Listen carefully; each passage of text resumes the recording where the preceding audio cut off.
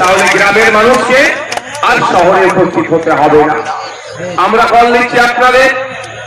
আজকে দেখলে দেখা যাবে শিক্ষা ব্যবস্থা তলানিতে চলে যাচ্ছে। 2012 থেকে 2024 এই সমকালে পশ্চিমবাংলায় প্রায় 25,000 প্রাইমারি স্কুল বন্ধ হয়ে গিয়েছে। আজকে আমরা এই মঞ্চ থেকে ঘোষণা দিচ্ছি, শুধু বন্ধ হয়ে যাওয়া স্কুলগুলো চালু করা নয়, নতুন নতুন শিক্ষা প্রতিষ্ঠান হবে, কলেজ তৈরি হবে, নতুন নতুন শিক্ষা প্রতিষ্ঠান হবে, কলেজ তৈরি হবে, সাথে সাথে ইউনিভার্সিটিও তৈরি হবে। দুর্ভাগ্য আমাদের মুর্শিদাবাদ জেলা সারা ভারতবর্ষের পিছিয়ে থাকা জেলাগুলোর মধ্যে যদি আমরা খোঁজ করি একটা জেলা পাবো মুর্শিদাবাদ জেলা। সেই জেলাতে এখনো পর্যন্ত একটা ফুল প্লেট ইউনিভার্সিটি দেখতে পাচ্ছি না। আমরা শুধু মুর্শিদাবাদ জেলা নয়, 10 লক্ষ 20 লক্ষ মানুষের ঘরে প্রতিটা জায়গায় আমরা সেই ইউনিভার্সিটি তৈরি করবো। উচ্চ শিক্ষায় শিক্ষিত যাতে হতে পারে আমাদের সমাজের ছেলেরা, তার ব্যবস্থা আমরা করবো যদি 2026 সালে বাংলার মানুষ আমাদেরকে সুযোগ দেয়। আপনাদের জানিয়ে রাখি, আজকের রাজ্য সরকার যে বিচারিতা করছে সংখ্যালঘুদের সাথে, গরিবের সাথে, আদিবাসীর সাথে, সেই বঞ্চনা থেকে আমরা অবসান ঘটাবো। हमारे यहाँ पे प्यारे, हमारा सबका प्यारा बाबा साहेब अम्बेडकर जी का उनका 3rd जनरेशन प्रकाश अम्बेडकर जी ऐसे चले गए। हम आपको बोलना चाहते हैं, बंगाल में जो अभी सरकार चल रहा है सिर्फ नाम का सरकार चल रहा है, आखिर में सरकार चला रहा है। क्योंकि यहाँ पे 100% रोजगार के अनुसार 22% दलित को जॉब मिलना चाहिए, लेकिन ऑफिशियल ये लोग 22% दलित को जॉब दे रहा है, लेकिन उसमें से 10% असली दलित नहीं है। फेक सर्टिफिकेट डाल के दलित का हक है ये सरकार छीनना चाहते हैं। हम लोग लड़ाई है 22% असली जो दलित है उनका जॉब मिले, वही लड़ाई हम लोगों का है। यहाँ पे 6% रिजर्वेशन है एससी कम्युनिटी के लिए। दुख की बात है बंगाल में 1 करोड़ आदिवासी नहीं है, लेकिन 1.5 करोड़ एससी सर्टिफिकेट प्रोवाइड किया गया है। इसका मतलब नहीं होता है जो 6% जो है, जब उसमें से असली जो दलित जो आदिवासी है उनको नहीं मिल रहा है, उसको छोड़ के जो नॉन आदिवासी है, जो आदिवासी के जो संरक्षण है, जो रिजर्वेशन है, उसमें से वो लोग खा जा रहे हैं। तो हमारा मोदी जी आज यहाँ से ऐलान करना चाहते हैं, अगर हम लोग सत्ता में आएंगे 22% जो दलित के लिए जॉब है रिजर्वेशन उनको सही से मिलेगा, 6% जो आदिवासी के हैं वो मिलेगा। साथ में रंगनाथ मिश्रा जी का जो कमीशन है बैकवर्ड क्लास का, जो माइनॉरिटी मुस्लिम है उनका जो 10% देने के लिए बोला है, हम लोग देंगे। 100টা চাকরি হলে 10টা অনগ্রসর মুসলমান চাকরি হবে, 22টা দলিত চাকরি পাবে, 6 জন আদিবাসী পাবে প্রকৃত। এর ব্যবস্থা আমরা করবো যদি 2026 সালে আমাদেরকে নিয়ে আসা হয়, আমরা করব। আমরা এই মঞ্চ থেকে কি বলছি, আমাদের অধিকার পরিযায়ী শ্রমিকের অধিকার। ইন্টারস্টেট মাইগ্রেন্ট লেবার অ্যাক্ট 1979 কেন্দ্র সরকারের আইন। এই মাইগ্রেন্ট লেবারদের এই কারণ নানান রকম অত্যাচার অনাচার হচ্ছে, এইগুলো বন্ধের জন্য। কিন্তু দুর্ভাগ্য আজকে এখানে যারা উপস্থিত হয়েছেন মুর্শিদাবাদ, মালদা, দিনাজপুর রাজ্যের বিভিন্ন জায়গা থেকে এসেছেন, যাদের অনেকের বাড়ির লেবার ছেলেরা মাইগ্রেন্ট লেবার হয়ে ভিন্ন রাজ্যে কাজ করছেন, আপনাদেরকে জানানো হয়নি ইন্টারস্টেট মাইগ্রেন্ট লেবার অ্যাক্ট 1979টা কি। ওখানে প্রত্যেকটা যে মাইগ্রেন্ট লেবার আছে তার অধিকার সুরক্ষিত আছে, কিন্তু দুর্ভাগ্য আমাদের ওই আইন বইয়ের পাতাতে সুরক্ষিত আছে, বাস্তবে কিন্তু আমার শ্রমিকরা সুরক্ষিত নয়। তাই আপনাদের বলবো, যদি আপনারা আমাদেরকে সুযোগ দেন 2026-এর জন্য, শুধু আপনারা নয়, আপনারা বাড়ি যাবেন, বাড়ি গিয়ে মহল্লাতে, ক্লাবে, মাঠে, ময়দানে, হাজারে, হাটে, বাজারে, যে বাসে ঘাটে যেখানেই যাবেন, একটাই কথা যে আইএসএফ কে এবার সুযোগ দেওয়া হোক। আইএসএফ এই চোর ডাকাত গুন্ডা মস্তান গুলোকে সরিয়ে দিয়ে সুস্থ সমাজ ব্যবস্থা নিয়ে আসবে। এই সমাজ ব্যবস্থায় সরকারি কর্মচারীরা তার হকের দিয়ে পাবে কেন্দ্রীয় সমাহারে। যে সমাজ ব্যবস্থায় শূন্য পদগুলো পূরণ হবে, বেকারত্ব দূরে সরানো হবে, যেই সমাজ ব্যবস্থায় আইসের বিচার হবে, তমান্নার বিচার হবে, বৃহত্তমার বিচার হবে, যে সমাজ ব্যবস্থায় নারীরা তার অধিকার পাবে, যে সমাজ ব্যবস্থায় মজুর কৃষক তার উৎপাদিত ফসল চালের দাম পাবে, যে সমাজ ব্যবস্থায় আমি আপনি মেহনত করছি, আমার আপনার শ্রমের মূল্যায়ন হচ্ছে না, এই শ্রমের মূল্যায়ন হবে মিনিমাম ওয়েজেসটা আমরা বাড়াবার ব্যবস্থা করবো। এই সমাজ ব্যবস্থায় নারীদের হাতে শুধু 1000-1200 টাকা তুলে দেওয়া নয়, নারীদেরকে ক্ষমতায়ন করতে গেলে আমরা মনে করি কম করে 5000 টাকার ব্যবস্থা করতে হবে, সেই ব্যবস্থা আমরা নিয়ে আসবো। তবে হ্যাঁ, 5000 টাকা দেওয়ার সাথে সাথে রাজ্য কিছু কাজ বুঝে নেবে, এই সুস্থ সমাজ ব্যবস্থা আনবো যেখানে বর্ণগত, জাতিগত, ধর্মগত, নারী পুরুষের কোন ভেদাভেদ থাকবে না, যেখানে সবাই আমরা মানুষ, আমাদের সামাজিক পরিচয় আমরা সেটা নিয়ে মাথা তুলে বেঁচে থাকবো, সেই সমাজ ব্যবস্থা নিয়ে আসবো। বাংলার মানুষ যদি 2026 লোক বিধানসভা নির্বাচনে আমাদেরকে সুযোগ দেয়, তবে আপনাদের উপস্থিতি প্রমাণ করে দিচ্ছে যে বাংলার গলিতে গলিতে ইন্ডিয়ান সেকুলার ফ্রন্টের যে জয়গায়িকার হবে সেটা আপনাদের উপস্থিতি আছে কিন্তু প্রমাণ করে দিচ্ছে। আপনারা মাঠে যারা আছেন, আপনারা হয়তো বাইরে যেতে পারছেন না, আমি তো একটার পরে এখানে এসেছি, আমি বাইরের অবস্থাটা একটু ঘুরে ঘুরে দেখছিলাম। আপনারা এখানে যেরকম মানুষ আছে এর কয়েক গুণ বেশি মানুষ বাইরে শুধু ঘুরছে, জায়গা পাচ্ছে না বলে। আপনাদের ঘোষণা অনুযায়ী আমি গত বছর ঘোষণা দিয়েছিলাম, আমরা বলেছিলাম আমরা চেষ্টা করব কলকাতায় ব্রিগেডে করা, কিন্তু আমরা যখন অ্যাপ্লিকেশন করেছি আমাদেরকে জানানো হয়েছে এই সময় এই আর্মিদের কোন একটা ট্রেনিং চলছে, সেই মার্চ মাস পর্যন্ত ব্রিগেড ময়দান দেওয়া যাবে না, সুতরাং আমরা সেখানে বুক করতে পারিনি, ফলে আমরা এখানে বুক করেছি। তবে আপনারা সাথ দিলে শুধু ভাঙড় থেকে নয়, রাজ্যের বিভিন্ন প্রান্ত থেকে 2026 বিধানসভায় ডবল ডিজিটের বিধায়ক ইন্ডিয়ান সেকুলার ফ্রন্ট পাচ্ছে। তারপরে আমরা আশা করবো এই আর্মিদের ট্রেনিং কখন আছে সেটাও প্রয়োজনে দেখে নেব, তার ট্রেনিং এর ভাগে বা ট্রেনিং এর পরে আপনাদের সাথ নিয়ে আবার আপনাদেরকে নিয়ে কলকাতায় আমরা ব্রিগেড ময়দান ভরাবো অধিকারের জন্য।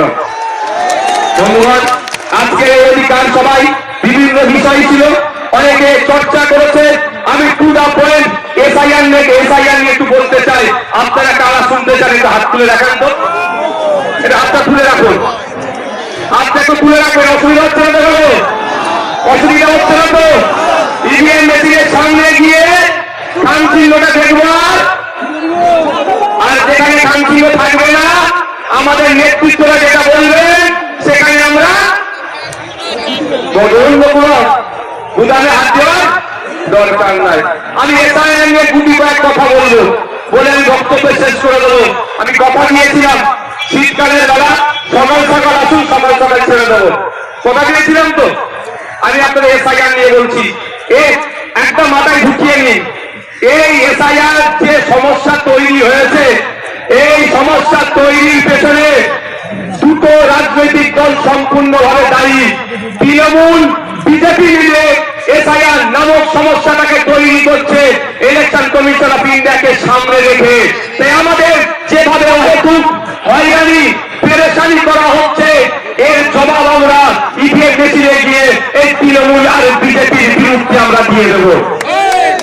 আমি প্রমাণ দেবো আপনাদের, প্রমাণ ছাড়া আমি কথা বলি না, আমি প্রমাণ দিয়ে দেবো একটা একটা করে। যদি আপনাদের শোনার এনার্জি থাকে আমি তাহলে শোনাবো। এনার্জি আছে তো ভাই? একটু বইটা খোলা দরকার। সাপ হয়ে কামড়াচ্ছে আর ওজা হয়ে ঝাড়ার চেষ্টা করছে, সাপকেও ধরতে হবে আর কামড়ানোটা আসার আগে তাকে ধরে নিতে হবে। আপনাদের মাঝে যে বলে রাখি, 2021 নির্বাচন পার হয়েছিল সিএএনআরসির ভয় দেখিয়ে, সিএএনআরসি করে দেশ থেকে তাড়িয়ে দেবে।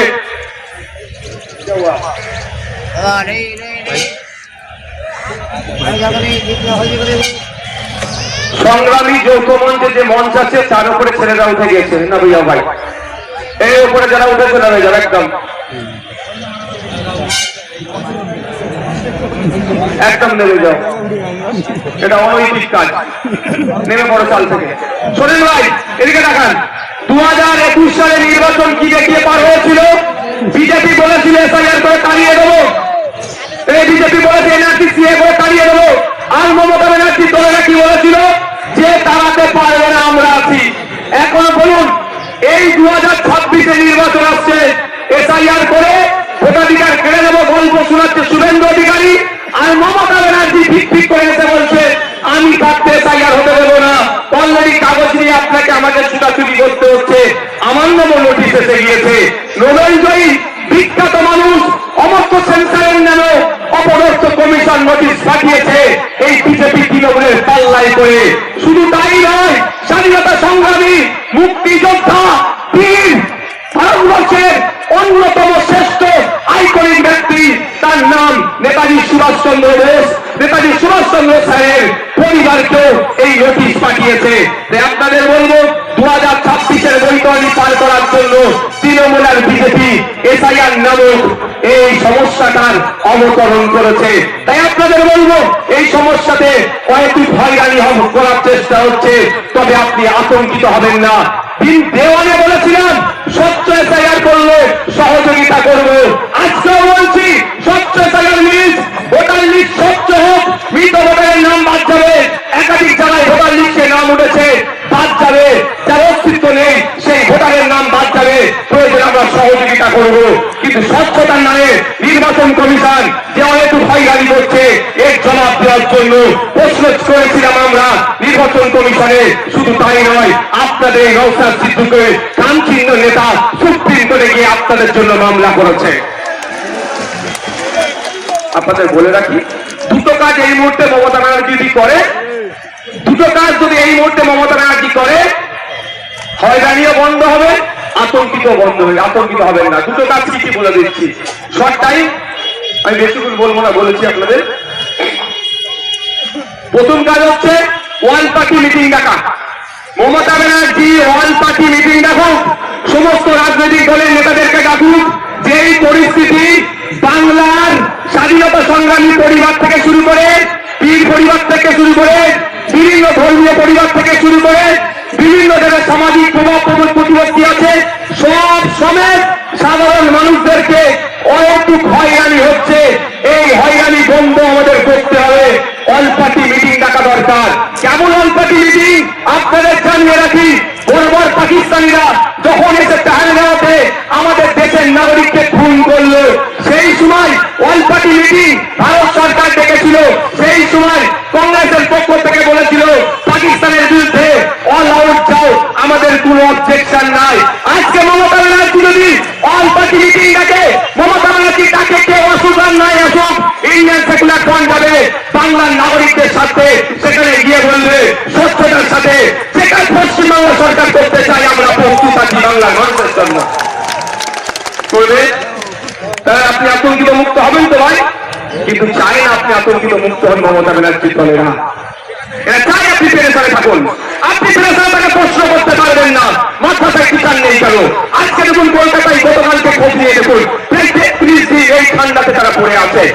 আরে টিচারগুলো টিচারদের সম্মানিত ঠিকঠাক পাচ্ছে না, মাদ্রাসায় 10,000 শূন্য পদ হয়ে গেছে, পরিকাঠামো ধ্বংস হয়ে গেছে, স্কুলে টিচার নাই, হাই স্কুলে টিচার নাই, শিক্ষার পরিকাঠামো ধ্বংস হয়ে গেছে। আপনি এটা প্রশ্ন করবেন না এই সাইনের কাগজ নিয়ে ছুটাছুটি করবেন? এই ছুটাছুটি করার জন্য আপনাকে এই পদক্ষেপগুলো গ্রহণ করছে না। দ্বিতীয় হচ্ছে বিধানসভায় নিন্দা প্রস্তাব পাস করানো হোক। বিধানসভায় নিন্দা প্রস্তাব পাস করানো হোক। যেভাবে অহেতুক হয়রানি করা হচ্ছে এটা অত্যন্ত নিন্দাজনক কাজ।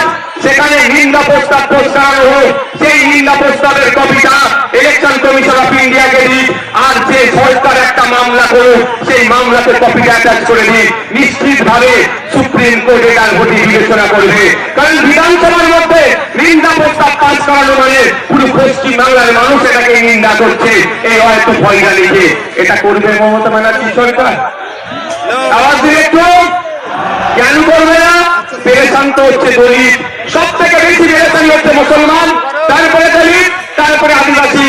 তাই মুসলমানকে তো মানুষ মনে করে না, শুধু ভোটার মনে করে, আর ক্যাম্পিক ভোট ব্যাংক হিসাবে রাখতে চায়। তাই আপনাদের বলবো দিকে দিকে আওয়াজ তুলতে হবে, বলতে হবে ইমিডিয়েট পশ্চিমবাংলা সরকারকে এই দুটো কাজ করা দরকার। এক, অল পার্টি মিটিং ডাকা, দ্বিতীয় হচ্ছে বিধানসভায় নিন্দা প্রস্তাব পাস করানো। এরপরও আপনাদের বলছি আমার উপরে ক্যান্ডিডেট রাগ বুঝতে পেরেছেন, ৭৭টাকে নিয়ে কিছু নয়, নওশাদকে হারাতে হবে। কারণ আমি তো এদের পয়েন্টে পয়েন্টে এদের ভুলগুলো ধরিয়ে দিই, ওই জন্য ওদের জয়েন্টে জয়েন্টে ব্যাপারটা করে যায়। আমি তো বলছি আপনাকে, দেখবেন যাদের বাড়ি ফোন গেছে, ফোনের সাথে হিয়ারিং এর নোটিশ গেছে, হিয়ারিং এর নোটিশের সাথে আর একটা কাগজ দিয়েছে।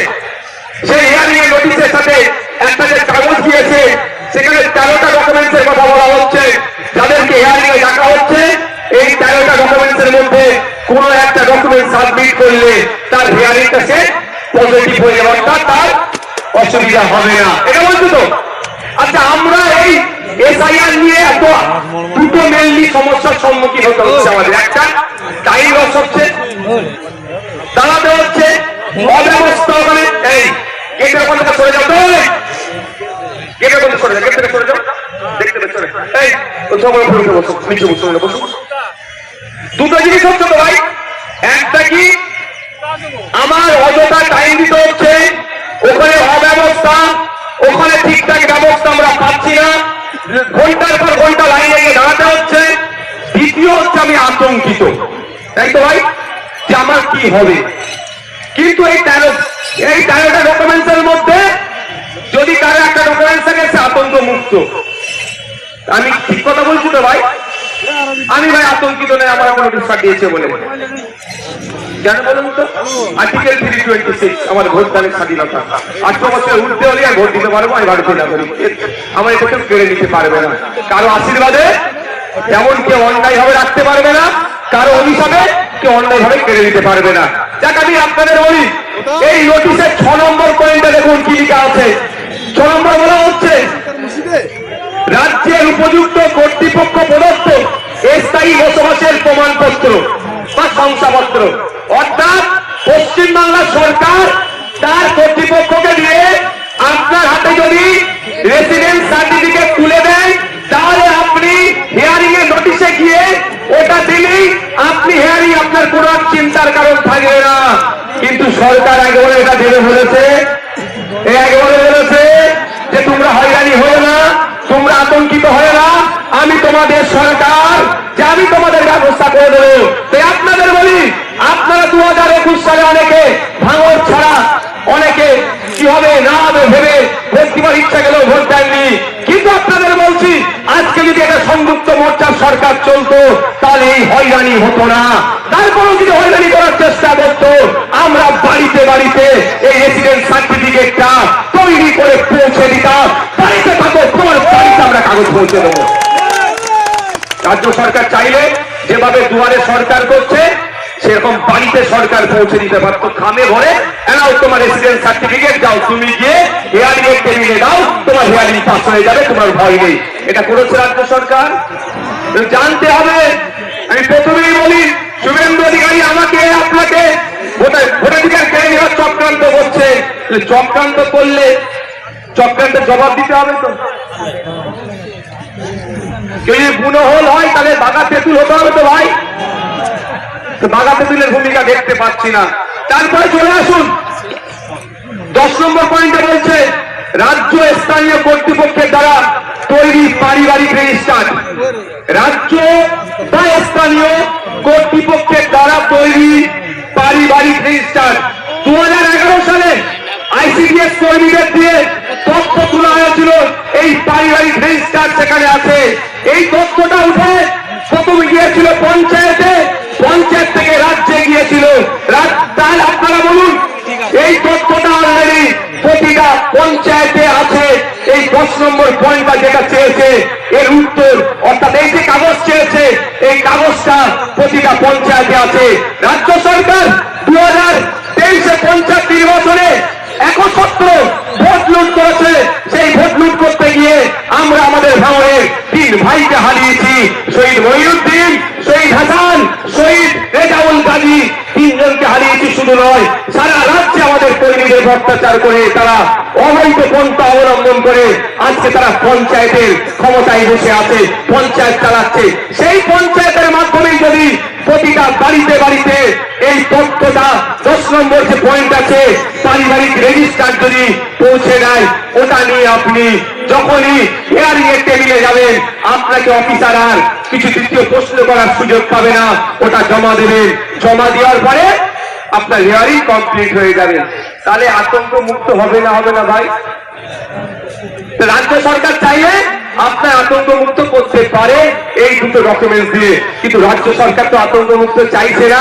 যদি আতঙ্ক মুক্ত চাইতো কুরআন শরীফকে নিয়ে যে অসীম সরকার কুভাষায় কথা বলেছে তাকে ধরে এতক্ষণ জেলের মধ্যে রাখতো, পুলিশ সুয়মাটো করতো, তার বিরুদ্ধে ব্যবস্থা নিয়ে এত দূরের কথা প্রায় 900 মতো অভিযোগ জমা পড়েছে, এখনো একটা এফআইআর হিসাবে ট্রিট করেনি এই রাজ্য সরকার। তবে বোঝা যাচ্ছে আপনাকে আমাকে কি নজরে রাখে। তবে রাজ্য সরকার এফআইআর হিসাবে ট্রিট করেনি বলে ভাঙড়ের বিধায়ক নওশাদ সিদ্দিকী চুপ থাকবে না। আমি কোর্টে যাচ্ছি 136 সার্কুলার 3 দিয়ে আমি কোর্ট থেকে মামলা করছি এই অসীম সরকারের বিরুদ্ধে। আপনারা বাংলার মানুষ, সংখ্যাগরিষ্ঠ মানুষ ভোট দিয়ে সরকার তৈরি করলো, আবার সংখ্যাগরিষ্ঠ মানুষকে রাস্তায় নামতে হবে কেন আমার এসআইআর কাটানোর জন্য? তাহলে সরকারের কাজটা কি? আমি সরকার তৈরি করেছি, আমার বিপদে আপদে আমার সুবিধা অসুবিধাতে আমার পাশে থাকবে, তার পরিবর্তে আমাকে আরো ফেলে দিচ্ছে বিপদের দিকে।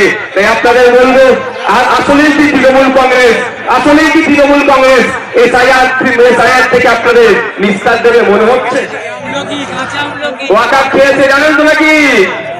ওয়াকাফটা যেমন আমি আছি হবে না, আমি থাকতে হবে না, আমি থাকতে হবে না, আমি থাকতে হবে না, টুক করে রাত্রে কি বললো ওয়াকাফ মেনে নিল, এটাও মিলিয়ে নেবেন। এসআইআর উনি বেঁচে থাকতে হবে না বলছেন, বলতে বলতে শেষ দিন আপনাকে তো ডুবিয়ে দিতে পারে। তাই বলছি আপনাদের, আপনার লড়াই আপনাকে লড়ে নিতে হবে, আমার লড়াই আমাদেরকে লড়ে নিতে হবে। তাই ওতে কথা মমতা ব্যানার্জির কথাই ভরসা করে লাভ হবে না, আমাদেরকে আওয়াজ তুলতে হবে। যে ইমিডিয়েট যে পঞ্চায়েতে পারিবারিক রেজিস্ট্রারের সার্টিফিকেট আছে সেইগুলো যাদের নামে হেয়ারিং এসছে, তাই hearing already supreme court order দিয়েছে, যাদেরকে হেয়ারিং ইস্যু করা হচ্ছে তাদের লিস্ট কি করো, পাবলিশ করো। সেই লিস্ট থেকে দেখে পঞ্চায়েতে পাবলিশ করার কথা বলা হয়েছে, প্রতিটা পঞ্চায়েতে সেই লিস্ট দেখে পাবলিশ করে আমাকে পাবলিশ যেটা হবে আমার বাড়িতে কাগজ পৌঁছে দেওয়া হোক। এই আওয়াজটা আমরা তুলবো তো নাকি গো? তুলতে হবে না নাকি? ঝিম মেরে গেলে হবে? আর 5 মিনিট বলবো, অসুবিধা আছে? আর এনার্জি আছে? কাদের এনার্জি আছে একবার দেখি তো? এনার্জি আছে তো? এনার্জি আছে তো? ফুল এনার্জি আছে? আর 5 মিনিট বলবো। মমতা ব্যানার্জি এই মুহূর্তে পশ্চিমবাংলার মুসলমানদেরকে সব থেকে বড় যে অভিশাপটা দিয়েছে তার নাম হচ্ছে ওবিসি নতুন সার্টিফিকেট। মমতা ব্যানার্জি প্রতিনিয়ত সরকার দল হচ্ছেন, প্রতিনিয়ত মুসলমান আদিবাসীদেরকে এক একটা করে অভিশাপ উপহার দেয়। তাই মুসলমান এখন সব থেকে বড় অভিশাপ যেটা পেয়েছে সেটার নাম হচ্ছে ওবিসি সার্টিফিকেট। এই ওবিসি সার্টিফিকেট নামটা আসতে থাকবে, ছিঁড়ে ফেলে দেওয়া, বাড়িতে রেখে দেওয়া আর সার্টিফিকেট রাখা একই হবে। কারণ কৌশলে মুসলমানদের শুধু নাম আসতে সার্টিফিকেটটা রাখতে চাইছে। যেভাবে মেসিকে দেখতে আসলো, টিকিট কাটলো, বাড়িতে ঢুকলো, তারপরে কি হলো স্টেডিয়ামে ঢুকলো, মেসিকে দেখতে পেল না। আপনার হাতে সার্টিফিকেট থাকবে, ফর্ম ফিল আপ করবেন, পরীক্ষায় বসবেন, রিটেনে পাস করবেন, ভাইভাতে গিয়ে ভাইভার পরে যখন লিস্ট বার হবে আপনি সংরক্ষিত কোটায় আর চাকরি পাবেন না। এই গ্যারাকলটা মমতা ব্যানার্জি সরকার করেছে, তৃণমূলের সরকার করেছে। তাই আপনাদের বলবো এর বিরুদ্ধে আমাদের লড়াই করতে হবে। আমাদের লড়াই থেকে এসসি সার্টিফিকেটের বিরুদ্ধে। প্রকৃত যিনি দলিত সে চাকরি পাচ্ছে না, প্রকৃত যিনি আদিবাসী সে চাকরি পাচ্ছে না, প্রকৃত যে অনগ্রসর শ্রেণীর মুসলমান সে চাকরি পাচ্ছে না। এর বিরুদ্ধে আমাদের লড়াই। যারা প্রকৃত অর্থে চাকরির প্রয়োজন, উচ্চ শিক্ষায় সংরক্ষণের প্রয়োজন, তাদেরকে ক্ষমতায় নিয়ে আসতে হবে। আপনাদের বার্তা দিচ্ছি, আপনারা যদি আমাদের সুযোগ দেন আমরা নিয়ে আসবো। তবে একটা কথা বলি, মমতা ব্যানার্জি বিশ্বাস হচ্ছে না আমার তিনি এসআইআর এর বিরুদ্ধে সত্যিকারের লড়াই করবেন। বাসন্তীতে হেয়ারিং এর পরে আপনার রিসিপ্ট দিচ্ছিল না, আমাদের কর্মীরা গিয়ে আন্দোলন করে রিসিপ্ট যখন দেওয়া হলো তার কিছুক্ষণের মধ্যে পুলিশকে পাঠিয়ে তৃণমূলের নেতা এসে আমাদের কর্মীদের ওখান থেকে সরিয়ে দিল। এটা মানে কি? রিসিপ্ট দেওয়া তো ভালো কথা, তারপরে খবর পেলাম আর রিসিপ্ট দিচ্ছে না। তাহলে এই যে চক্রান্ত বিজেপি করছে সেই চক্রান্তের সাথে কিন্তু তৃণমূল একইভাবে যুক্ত আছে। তাই এই চক্রান্তের জবাব আমাদেরকে গণতান্ত্রিক প্রক্রিয়া দিতে হবে। গতকালকে দেখছিলাম সিপিএম এর এক সিনিয়র লিডারের মেয়ে মুখ টুক ফাটিয়ে দিয়েছে। অভিযোগটা কি? তার অপরাধটা কি? সেই এসআইআর এর নামে যে অহেতুক নাগরিক হয়রানি